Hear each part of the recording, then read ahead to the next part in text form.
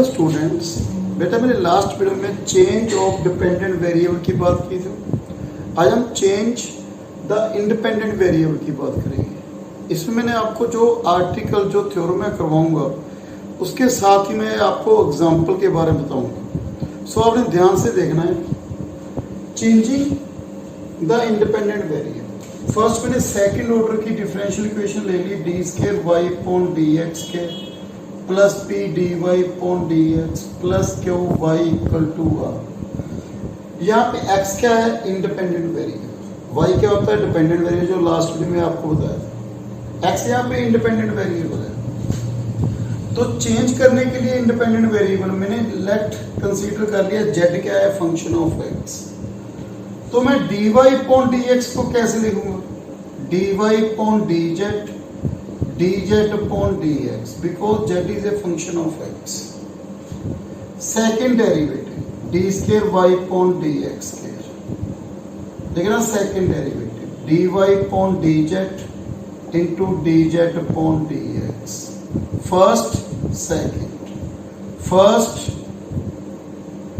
derivative of second, okay, second derivative of first, okay. आप इसको first equation, इसको second. आप देखो फ्रॉम सेकंड, यहाँ पे क्या है? y, यहाँ पे क्या है? dy upon dz। जहाँ पे y है आपने वहां पे क्या लिखना है? देखो d upon dx, d upon dx। जहाँ पे y है वहां पे dy अपॉन dz लिख दो। यहाँ पे फ्रॉम सेकंड क्या आ गया बेटा मेरे पास? देखो जहां पे y है वहां पे क्या आ गया? dy upon dz। तो कितना आएगा? d square y upon dz square into dz upon dx।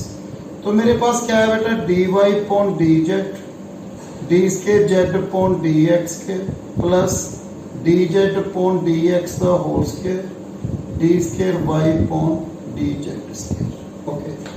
Then we put in this one. आप देखो यहाँ पे x क्या था? Independent variable. यहाँ पे क्या है? z।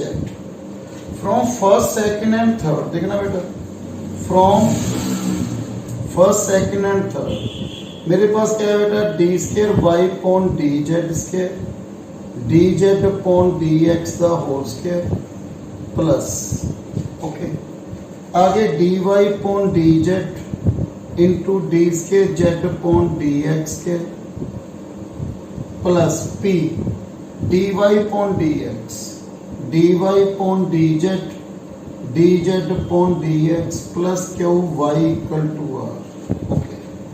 तो मेरे पास इक्वेशन क्या है? देखो d square y upon dx dz square, okay. इसमें से क्या कॉमन आ रहा है बेटा? dy upon dz और dz upon dx के होल स्क्वायर डिवाइड कर दिया मैंने, प्लस p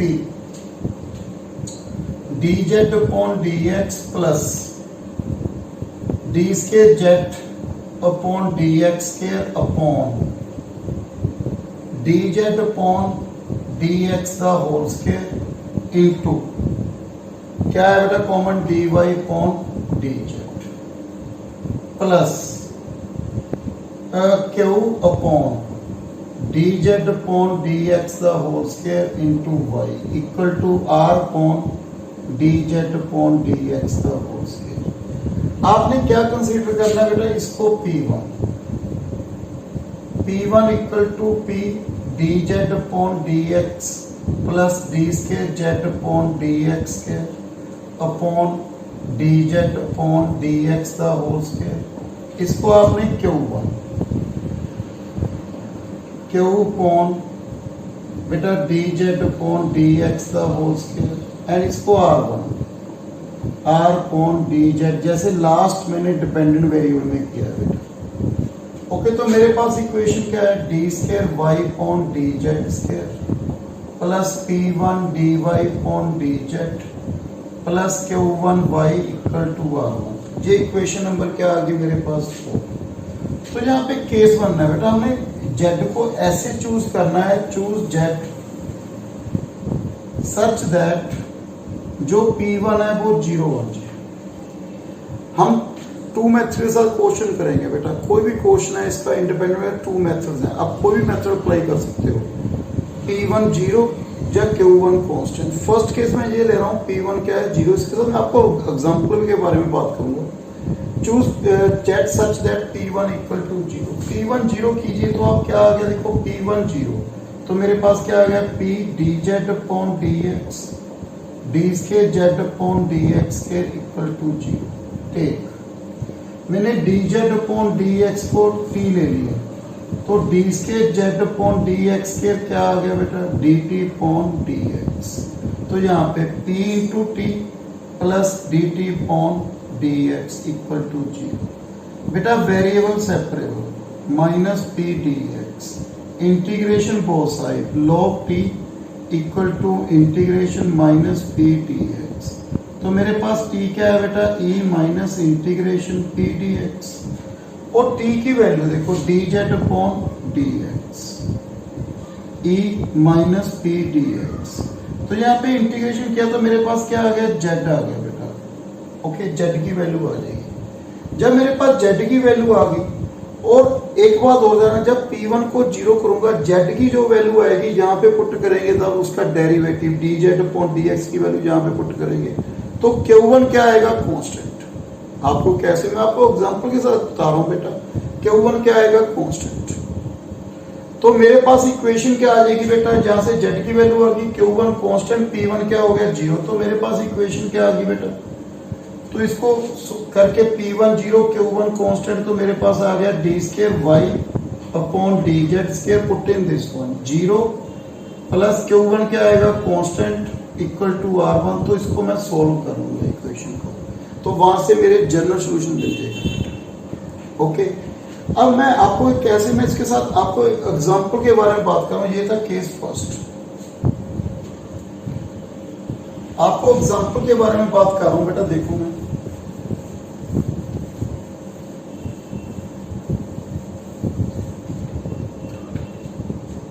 मैंने एग्जांपल ले ली बेटा, solve d square y upon dx square plus cot x dy upon dx plus 4y cosecant square x equal to 0। मैंने ये ले लिया बेटा। यहाँ पे p कितना है, cot x, q कितना है 4 कोसेकेंट स्क्वायर x।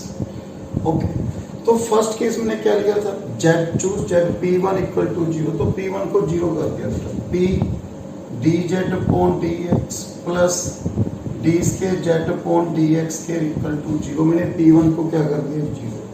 अब इसको ये कौन सी इक्वेशन बनेगी बेटा, सोल्व करने के बाद आपको मालूम है ये फॉर्म बन जाएगी। यहाँ पे चेंज इन करने के बाद बेटा डिपेंडेंट वेरिएबल इंडिपेंडेंट वेरिएबल मेरे पास ये आ गया, उसमें P1 ये होगा ना, तो P1 को मैंने 0 कर दिया। तो P1 क्या आ गया, cot x, इसको क्या पुट किया बेटा, dz अपॉन dx पुट किया plus dt upon dx equal to 0। Variable separable minus cot x dx। तो मेरे पास क्या है, log t, cot x का इंटीग्रेशन कितना होता है बेटा, log cos x। ओके, तो log cos x की पावर माइनस 1। ओके, तो मेरे पास क्या है, t equal to 1 by cos x means cosecant x। Okay, तो t किसके इक्वल है बेटा, dz upon dx cosecant x। तो integration both side, z cosecant x का इंटीग्रेशन log, वो भी लिख सकते हो log कोसेकेंट x माइनस, अब ये भी लिख सकते हो log tan x by 2। Okay, मेरे पास किसकी वैल्यू आ गई, z की। यहाँ से मैंने बताया z आ जाएगा। इसके बाद आपने क्या निकालना है, Q1 क्या है, Q क्या है बेटा मेरे पास, देखो Q1 4 cosecant square x upon dz upon dx का whole square cosecant square x। तो मेरे पास क्या है 4, मैंने क्या कहा था यहाँ पे, Q1 क्या आएगा, कांस्टेंट। ओके, तो Q1 की वैल्यू 4 आ गई। तो Q1 R1 क्या है, R क्या है यहाँ पे 0, तो R1 क्या होगा 0। तो मैंने यहाँ पे वैल्यू पुट कर रहा हूँ d square y upon d z square plus P1 0 है, Q1 कितना है 4y इक्वल टू 0। तो मेरे पास इक्वेशन क्या आ गई बेटा 4y, याद है इसका complementary factor d square equal to -4, d कितना आ गया ±2 आएगा, तो y इक्वल टू जेड में आएगा बेटा। बिकॉज आप देखो डी स्केयर वाई जहाँ पे जेड इंडिपेंडेंट वेरिएबल है, तो क्या लिखेंगे C1 cos 2z plus C2 sin 2z। Z की वैल्यू मालूम है बेटा, यहाँ पे पुट कीजिए C1 cos 2 log tan xy2 okay plus C2 sin 2 log tan xy2। सो कितने ऑर्डर की डिफरेंट सेकंड, तो यहाँ पे कितने ऑर्डर की 2, तो ये क्या आ गया मेरे पास जनरल सॉल्यूशन। तो फर्स्ट केस क्लियर है, यदि मैं P1 0 रख रहा हूं तो मेरे पास ये आ रहा है। अब सेकंड केस में मैंने क्या रखा यहाँ पे देखो, सेकंड केस में choose jet such that Q1 constant okay, Q1 ये है Q upon d z upon d x का होल स्क्वायर, कुछ भी ले लीजिए ए ले लीजिए, तो क्या है बेटा Q equal to a d z upon d x का होल स्क्वायर। तो यहाँ पे Q root equal to root a d z upon d x, तो variable separable root a root Q d x, यहाँ पे क्या आ जाएगा जेड, आगे वही बेटा जेड आ गए, यहाँ पे पुट करेंगे P1 आ जाएगा। अब एक बार यहाँ पे भी है, जब इसको सोल्व करेंगे जेड की वैल्यू यहाँ पे P1 क्या आएगा कांस्टेंट। तो एक बात कह जब P1 को 0 किया Q1 क्या आएगा कांस्टेंट, जब Q1 को मैं कांस्टेंट रखूंगा P1 क्या आएगा कांस्टेंट ओके। अभी आपको यही एग्जांपल मैं केस सेकंड के साथ बता रहा हूँ बेटा, आप केस सेकंड यहीं पे लगा सकते हो। देखो आप अब मैंने क्या रखा बेटा यहाँ पे देखो,